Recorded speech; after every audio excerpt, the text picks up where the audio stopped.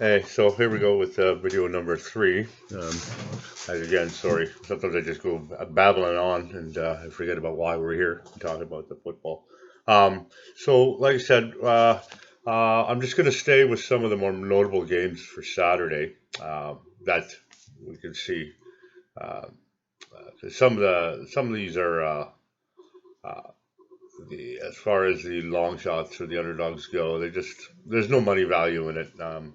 It's kind of like the Texas State versus Texas A&M. There's no money value in it. I don't see Texas State doing anything against Texas A&M. So there's no interest to me in betting $1 to win 15 cents. So uh, okay, so let's start with the Saturday games. And so far, some of the more notable ones that I like that I'm hoping will show up on Proline, but for online bettors, definitely be there. We'll start off with that Stanford Northwestern game. Stanford is a 6.5 point underdog. Sorry, favorite. And the what you call it? Uh, Stanford went. They had kind of a mediocre season last year, and the what you call it? The Northwestern kind of did the same. Northwestern with Northwestern, it's I'm guessing the same as Stanford is that they're both in the same position basically. You're in a Power Five conference, and it doesn't take much for you to be uh, knocked down to mediocreism basically in those because I mean there's just so many strong teams to go up against, and the uh, it's like I said, sometimes you can be a pretty good team and just you just end up being in a division where you're just getting. There's just so many strong teams. I mean, ask anybody who's in the SEC.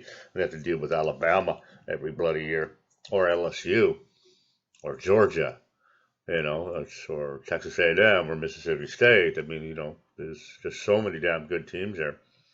Um, okay, so Northwestern is on the road at Stanford, and Stanford's only a -6.5, which kind of tells me that no, they're not really counting Northwestern out. Uh, but which as much as I'm not really a big fan of Northwestern, I mean this one, like I said, this one could go either way on you, but um, this is one where, like I said, the 6.5 is really kind of surprising because Stanford is listed at 25 on the top, listed as number 25. And Northwestern is on the road, and they're only giving Stanford 6.5. So there's just something really fishy about that number. Um, so I'm guessing that the odds makers are probably not counting Northwestern out to come maybe surprise in this game here. Um, I personally I would definitely go with the Northwestern and take the 6.5, and the over under is at 47.5. Uh, that I wrote down here to take the over on 47.5, but I'm still skeptical. I think it's going to be close to that 47.5. And when I find that over under is going to be really close, when I do that kind of number crunching in my head, it's just too scary to take the over under because, like I said, it's I've seen it too many times with uh, with games like uh, uh, with games like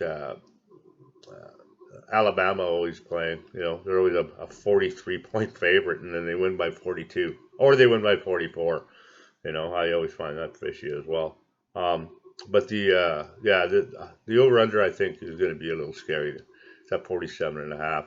That's not really that low for two teams that aren't really they're not really high powered offenses, and there's never really high scoring games with these teams if you think about it. You know what I mean? With Stanford and Northwestern. So yeah, maybe I would stay away from the over under, but I would definitely take Northwestern in the 6.5. Another good one is USC and Fresno. So basically, you've got another team that they got put on the list as well. USC. I'm not sure what time that game's at. A little harder to find sometimes. But USC is went 5-7 last year, and again, I don't really know what would have elevated them to the. Now, see, they're not listed here as on the top 25. Somebody listed the it was a couple of weeks ago. Must have taken them off. Um, so I have the USC at a minus 13.5. You know, Fresno State may be on the road, but they're only down the road. So they're not really on the road. They're only maybe a couple hundred miles away. I'm sure there's going to be some fans there. I find that that's going to be a little too high. I would definitely take Fresno State in that. Minus 13.5. That's kind of ridiculous. Um, I find that, especially with USC, I would have expected that more if Stanford was there instead of USC. But yeah, I would definitely take Fresno in the points. 13.5 points. It's basically almost two touchdowns. Um, and Fresno State, they won their division last year. They lost some players for sure, but there's still a lot of players that are coming back. So I would not count Fresno out to even win this game. So again, for the pro liners out there, this would be a good game to throw in a combo. Um, we have the Houston Oklahoma game minus 23. Again, there's another team that I think is being. I think Oklahoma's overrated. I do not think Jalen Hurts is that good of a quarterback. So I would expect that number if Kyler Murray was there, not Jalen Hurts. Um, I don't think Hurts um, is going to explode enough to score that many points. I will take Houston in the points, 23 points. That's a lot of points. Houston's not that bad. It wasn't that bad of a team, and they still have Derek King, who they basically like Khalil Tate. He's a dual threat, and even though Khalil Tate lost on the last weekend, he still ran up a shitload of numbers. You know, the guy ran as a quarterback. He ran for 109 yards. So I mean, and he threw for 300 plus yards. So I mean, yeah, I would not count Houston out of this one. Um, I don't know if they'll get close enough to pick as a 3-point tie in pro line, but I would definitely take them with the points. I don't see Oklahoma kicking the shit out of them like they've got it listed here. What is the over under? The over under is at 82.5. That's a lot of points, man. That is a lot of points. I mean, both QBs, if they let loose, maybe you'll get 100 points, but I don't see it. I really don't see 82.5. I would go under on that one. That's a lot of damn points. I mean, the game would literally have to be like 52 to 38 or something like that. I don't know, man. I don't see that many points getting scored. I mean, but this is college ball. Anything's possible. Let's see what else we got for notables here. We have the Toledo, Kentucky. Kentucky's at a minus 11.5. I haven't really read too much into Toledo or what Kentucky was bringing back. I don't know which way I'd go with that. Here's one here: Boise State, Florida State. That's going to be interesting. Florida State Seminoles had a really bad year last year. Boise State lost to Fresno State in the Mountain West. So I don't know what Boise State lost for them to be a 5.5 point dog, but Florida State does have Hornibrook coming from Wisconsin for quarterback, so they might shock Boise State. Boise State is just not a team you ever count out because, I mean, I don't think they've lost more than 4 games in the last 10 years in any season. So I don't know. Boise State's always comes loaded. So it's always a team that you got to be careful of. That one there, too close to call. I don't think I'll call that one. But it is a 5.5 dog. Boise State is, and over under is 54.5. We're just not really going to get involved in that one. And the only other game that I can see so far is the Oregon-Auburn. Um, well, Heber's playing, so Auburn. It's hard to say with Auburn. Auburn's always a hit and miss every year, but Oregon is going to be coming in front loaded with Hebert, and then again, these guys. We're talking about quarterbacks that are in their senior years, and they're looking to be picked pretty high in the draft if they're going the NFL route. So you got guys like Khalil Tate, you got guys like Hebert is going to be there. Eric King, I don't know if I think he's a sophomore. Which also, I've got a couple of minutes left here. I wanted to talk about sophomores. Everybody's heard, anybody in sports has heard about the sophomore jinx. And that's something to consider with Clemson and and not per game, but in the overall. That's something to consider with Clemson. Because this guy was touted to be really, obviously he's touted to be a very good quarterback. But, I mean, he got in a lot of press and a lot of expectations this year. And it might just come back and bite him big time on the ass.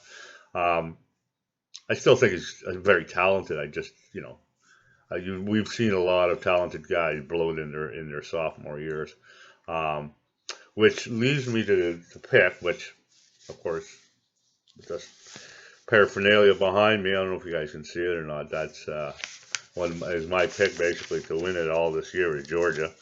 I think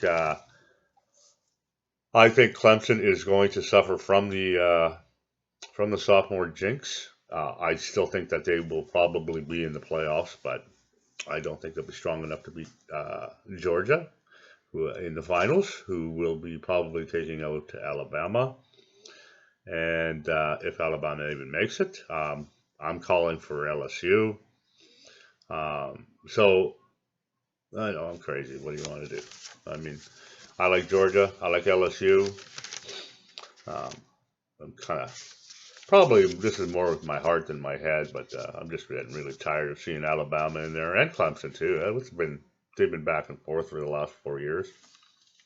So basically, that's it for my American counterparts or anybody playing online, because we've covered everything there. Now for Proline, we don't have all the odds out yet, so we don't even have all the Friday odds out. So as Proline goes, if anybody's interested, I'm going to make one more video maybe tomorrow or on Friday for the Proliners. I'm not going to lose much on Thursday if anybody's worried about coupling some of these Thursday games with the only game you'll probably lose is that Cincinnati game. And then there's only 3 games listed for Thursday. Friday we got 1, 2, 3 games that I would definitely put on a combo. And then Saturday we'll definitely have some. So once Thursday's games are off the list and Fridays, we'll see what comes back on Friday if see how many games they list on Saturday and see if we can put together a few combo picks. So like I said, maybe do on Friday and do on Saturday morning. But you'd have to get up pretty damn early for Saturday morning, or I'd probably have to do it Friday night, and then because the odds will come in around 9, 10 o'clock. But until then, guys, hopefully money turns out for you. I hope everybody wins some coinage this weekend. And for anybody who is still waiting for the Friday, Saturday picks, we will see you. Well, just look for it. It'll be look for the alert, and please, if you can, subscribe, share with your friends and anybody else interested in maybe networking and throwing us some extra information from the States. And a shout out to my first commenter from North Carolina, Wolfpack. Go Wolfpack! Hopefully they do well this year too. And wish Finley was still there, but we'll see. We'll see how they do. And I will see the remainder of you guys on tomorrow or Friday. All right? Take care and win big. All right? Thanks a lot for joining. Bye for now.